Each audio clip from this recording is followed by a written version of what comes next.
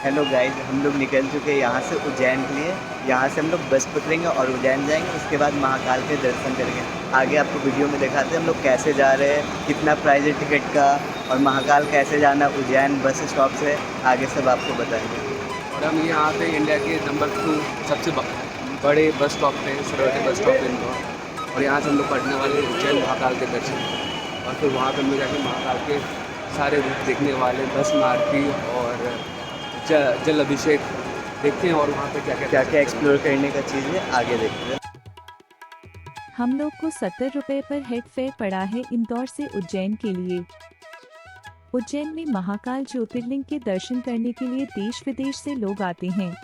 यहाँ प्रतिदिन सुबह मंदिर में भस्म आरती होती है, जिसमें शामिल होने के लिए श्रद्धालु उत्साहित रहते हैं। देर रात ही आरती के लिए भक्तों की लाइन लगने लगती है। बाहर से आने वाले कई श्रद्धालु भस्म आरती में शामिल होने के लिए पहले इंदौर आते हैं, यहीं रुकते हैं और फिर यहाँ से उज्जैन जाते हैं। महाकालेश्वर का मंदिर, इसका शिखर आसमान में चढ़ता है। आकाश के खिलाफ एक भव्य अग्रभाग अपनी भव्यता के साथ आदिकालीन विस्मय और श्रद्धा को उजागर करता है। महाकाल शहर और उसके लोगों के जीवन पर हावी है, यहाँ तक कि आधुनिक व्यस्तताओं की व्यस्त दिनचर्या के बीच भी और पिछली परंपराओं के साथ एक अटूट लिंक प्रदान करता है। भारत के 12 ज्योतिर्लिंगों में से एक महाकाल में लिंगम स्वयं से पैदा हुआ। स्वयं के भीतर से शक्ति को प्राप्त करने के लिए माना जाता है।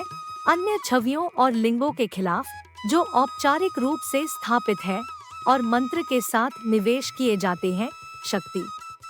महाकालेश्वर की मूर्ति दक्षिणमुखी होने के कारण दक्षिणामूर्ति मानी जाती है।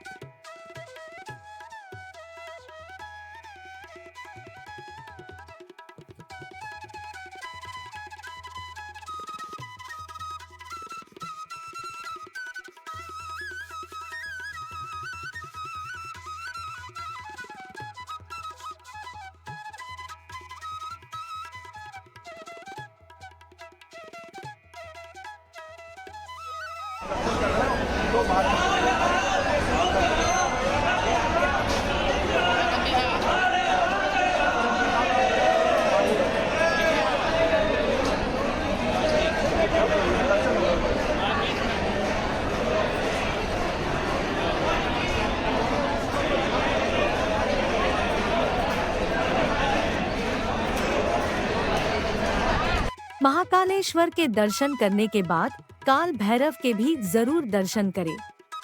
ऐसा मानना है कि जो महाकाल का दर्शन करके काल भैरव का दर्शन नहीं करता है, तो उसके दर्शन को पूरा नहीं माना जाता है।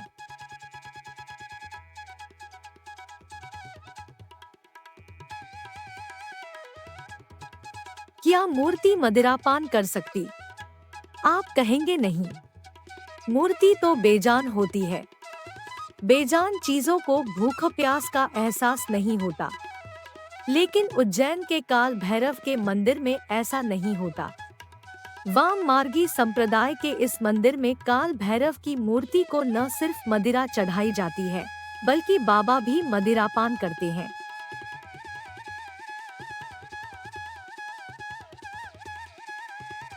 देश में मंगल भगवान के कई मंदिर हैं, लेकिन उज्जैन की मंगलनाथ मंदिर में की गई मंगल की पूजा का जो महत्व है, वो कहीं और नहीं है। पूजा अर्चना करने वाले की कुंडली के दोषों का नाश हो जाता है। ऐसे व्यक्ति जिनकी कुंडली में मंगल भारी रहता है, वो अपने ग्रह की शांति के लिए मंगलनाथ मंदिर में पूजा करवाने आते हैं। यहाँ पर कुछ लोग पूजा भी करवा रहे हैं, जैसा कि आप लोग देख सकते हैं। अगर आपके ग्रह में भी कुछ समस्या है, तो यहाँ पर एक बार जरूर पूजा करें। आपकी सारी ग्रह के दोष खत्म हो जाएंगे। यहाँ का ऐसा मान्यता है कि जो कोई भी यहाँ आया वो कभी खाली हाथ नहीं गया।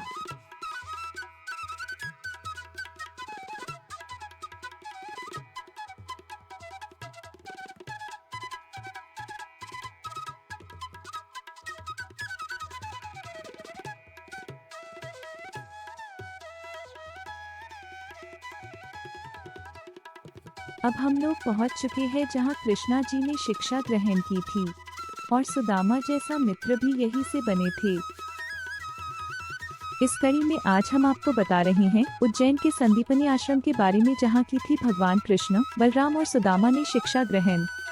इंदौर तक्षशिला तथा नालंदा की तरह उज्जैन भी द्वापर युग में ज्ञान, विज्ञान और संस्कृति का एक महत्वपूर्ण केंद्र था। कहा जाता है कि यहाँ के गुरु संदीपनी आश्रम में भगवान श्री कृष्ण, उनके मित्र सुदामा और भाई बलराम ने शिक्षा प्राप्त की थी।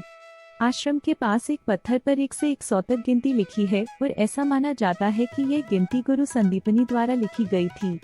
डंडा महर्षि संदीपनी आश्रम शिप्रा नदी के गंगा घाट पर स्थित है। महाकालेश्वर मंदिर से इसकी दूरी 7 किलोमीटर है। इस स्थान पर एक कुंड भी है जिसे गोमती कुंड कहा जाता है। इस कुंड में भगवान श्री कृष्ण ने गुरु संदीपनी स्नान के लिए गोमती नदी का जल उपलब्ध कराया था, इसलिए यह कुंड गोमती कुंड कहलाया। यहाँ पर गुरु संदीपनी कृष्ण, बलराम एवं सुदामा की मूर्तियाँ स्थापित हैं। आश्रम परिसर में स्थित श्री सर्वेश्वर महादेव मंदिर में 6000 वर्ष पुराना शिवलिंग स्थापित है। ऐसा माना जाता है कि इसे महर्षि ने बिल्व पत्र से